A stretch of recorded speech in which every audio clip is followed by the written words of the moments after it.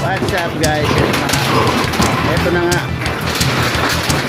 Gigibay na namin. Ang mga graduate sa Lasal, Medicine o Engineering. Ang sabi ko pa nga, Yan na guys. Ito muna ang ginawa namin kasi hindi pa umaalis sa barracks yung mga tao. Bukas pa namin ang umpisahan yung barracks. Ito na pala yung nakuha na yung bakal. Oh. Yan na yung nakuha na yung bakal, yero. Dito sa motor pole. Ayan guys, oh. Ayan si Jerwin, oh. Shout out. Yan na yung kuha namin bakal, tsaka yero. Ayun. Nagliligpit na yung mga tao sa barracks.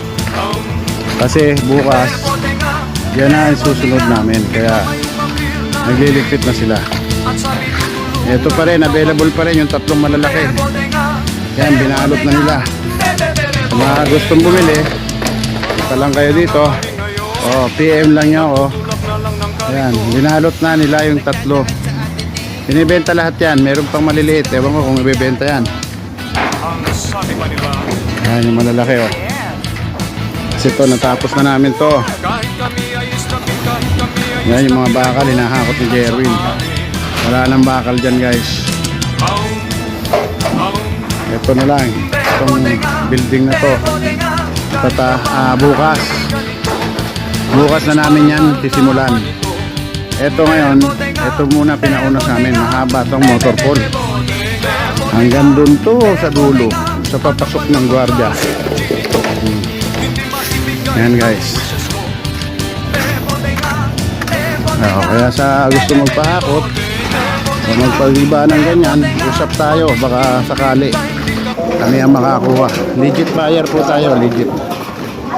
Legit na legit. Ayan, oh. Mahaba pa to guys. Mahaba pa yan, oh. Ang gandun pa yan. Mahaba pa. Gandun. Ayan, dahil mahin, oh.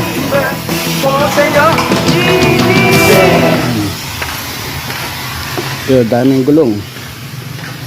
Yun, ang gandun pa yan, guys. Oh, ang gandun pa. Marami pa.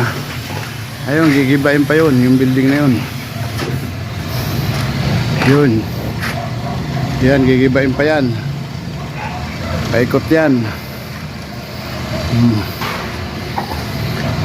Balik na tayo guys. Kaya follow for more.